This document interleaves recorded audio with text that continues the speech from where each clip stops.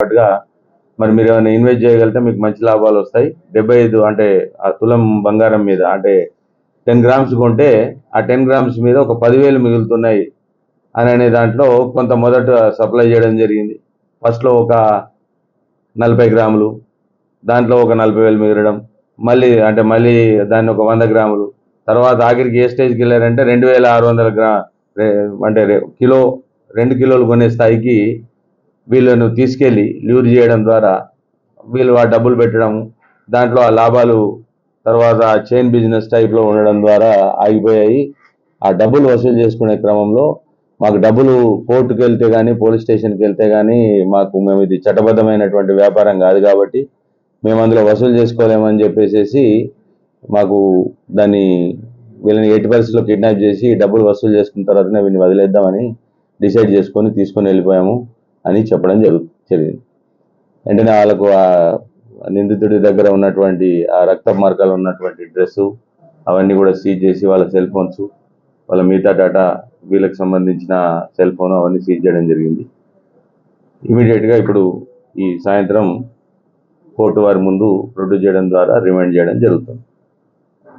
శనివారం అరౌండ్ 9:20 ఆ 9:30 ప్రాంతంలో 100 డైల్ కాల్ నార్సింగి రోటరీ 2 నుంచి ఒక వ్యక్తిని ఎవరో ఒక కారులో కొట్టి కిడ్నాప్ చేశారని చెప్పేసి వచ్చిన కాల్ మీద మన నార్సింగి పోలీసులు ఇమీడియట్గా ఆ స్పాట్కి, అంటే ఇక్కడే మన పక్కనే ఉన్న నార్సింగి రోటరీ 2కి వెళ్ళి ఎన్సీసీ అర్బన్ ముందున్నది వెళ్ళి ఏం జరిగిందని చెప్పి అక్కడ విచారిస్తే అక్కడ రోడ్ పాసర్ ఎవరో నేను పోతా ఉంటే 2 కార్లు, ఒక కారు ఆగి ఉంది, ఒక కారు అందులో నుంచి కొట్టి కారులో నుంచి లాగి ఇంకొక బ్రిజా కారులో, మారుతి బ్రిజా కారులో వేసుకొని ఒక వ్యక్తిని కిడ్నాప్ చేశారు, తీసుకొని పోతా ఉన్నారని చెప్పేసి ఒక స్ట్రేంజర్ మన రోడ్ మీద పోతున్న అతను ఫోన్ చేస్తే ఇమీడియట్గా మన వాళ్ళు రష్ కావడం జరిగింది. తర్వాత అక్కడ ఆ ఫోను, తర్వాత ఎస్ క్రాస్ కార్, అది వైట్ కలరు, ఆ పక్కనే ఆ కారులో కాస్త అంటే రక్తం ఉండడం, ఆ చెప్పులు అలా పడి ఉండడం, ఆ పక్కనే ఫోన్ పడి ఉండడంతో ఇమీడియట్గా నార్సింగి ఇన్స్పెక్టర్ గారు స్పాట్కి రీచ్ అయ్యారు. తర్వాత మాకు కూడా సమాచారం ఇస్తే మేము రీచ్ కావడం జరిగింది. డీసీపీ గారు కూడా స్పాట్కి రీచ్ అయ్యారు. అంటే అలార్మింగ్గా ఉండే రక్తం ఉండడంతో ఏదో జరిగి కిడ్నాప్ అనే దాంతో ఇమీడియట్గా కంట్రోల్ రూమ్కి అలర్ట్ చేసి ఇంటర్ స్టేట్ బార్డర్స్ని, తర్వాత మా మిగతా చెక్ పోస్టులని, టోల్ గేట్స్ని అలర్ట్ చేయడం జరిగింది. తద్వారా ఫోన్లో ఉన్న సమాచారం, ఫోన్లో అంతలోపల ఒక అమ్మాయి ఫోన్ చేస్తూ ఉంది, ఆ ఫోన్కి అగైన్ అండ్ అగైన్ ఫోన్ వస్తూ ఉంటే ఆ ఫోను ఇమీడియట్గా లిఫ్ట్ చేసి అడిగితే అది వాళ్ళ భార్యదిగా ఫోను మన వాళ్ళు ఐడెంటిఫై చేసి వాళ్ళు ఎవరు ఏంటి అనేది తెలుసుకుంటే ఈ శేషువర్ధన్ రెడ్డి నందికొట్కూరుకు సంబంధించిన వ్యక్తి, కొన్ని ఏళ్ళుగా మన దగ్గర హైదర్ షా కోర్టు బండ్లగూడలో ఉంటున్నారు. వాళ్ళ ఫ్యామిలీ వాళ్ళు ఎలక్ట్రానిక్ అండ్ ఈ గోల్డ్ బిజినెస్లో ఉన్నాడు 4-5 ఏళ్ళ నుంచి.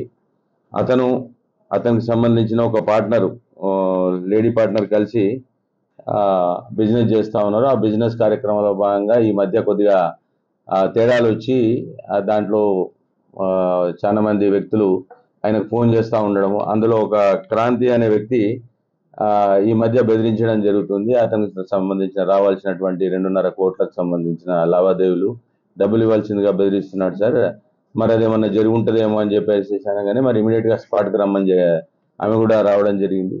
ఆ విచారణలో భాగంగా మేము అలర్ట్ చేసుకుంటే ఈ vehicle Brezza car towards Kurnool national highway మీద వెళ్తుందని అన్నటువంటి ఇన్ఫర్మేషన్ మీద ఇమీడియట్గా మహబూబ్నగర్ పోలీసుని, తర్వాత గద్వాల్ డిఎస్పీ గారిని అలర్ట్ చేయడం జరిగింది.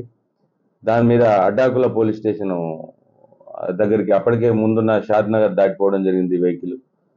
అడ్డాకుల పోలీసులు వాళ్ళ దగ్గర ఉన్న టోల్ గేట్ దగ్గర ఉన్న అక్కడ ఉన్న ఎస్ఐ మహబూబ్నగర్ డిఎస్పీ గారు వెంకటేష్ గారు వాళ్ళంతా అలర్ట్ చేస్తే అడ్డాకుల డిఎస్పీ మన అడ్డాకుల ఎస్ఐ గారు ఈ వెహికల్ని ట్రేస్ చేసి అక్కడ రాత్రి 12:30 ఆ ప్రాంతంలో పట్టుకోవడం జరిగింది. ఇమీడియట్గా చూస్తే వాళ్ళు కూడా ఇమీడియట్గా మాకు ఫోన్ చేసి చెప్పారు. ఇక్కడ నుంచి ఇమీడియట్గా మా టీం ఆల్రెడీ ఒకటి ఆన్ ద వేలే నేషనల్ హైవే 44 మీద కర్నూలు సైడ్ ఉంది, అది ఇమీడియట్గా అక్కడికి రష్ కావడం జరిగింది. ఈ క్రాంతి అండ్ సందీప్ అనే 2 వ్యక్తులు ఇతన్ని కిడ్నాప్ చేసి వీళ్ళకి రావాల్సిన డబ్బులు రాకుండా ఉండడము, చాలాసార్లు వీళ్ళు అడిగి వేసారిపోవడంతో ఈ డబ్బులు వసూలు చేసుకునే క్రమంలో ఇతన్ని కిడ్నాప్ చేసినట్టుగా తెలిసింది.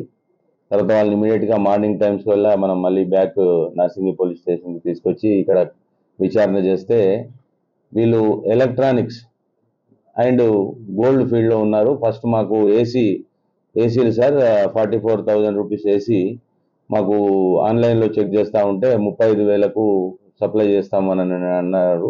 ఒక ఏసీ సప్లై చేయడం జరిగింది. ఆ ఏసీలో పెట్టుకున్న తర్వాత 10,000 లాభం వచ్చింది కదా అని చెప్పేసి ఒక 4 ఏసీలు మళ్ళీ కొన్నాను. ఆ 4 ఏసీలో కూడా 10,000 అంటే ఒక 40,000 లాభం వచ్చింది. ఆ రకంగా ఏసీల బిజినెస్లో ఇతనితో పాటు నేను అసోసియేట్ అయ్యాను sir. For more videos like this, subscribe Big TV channel.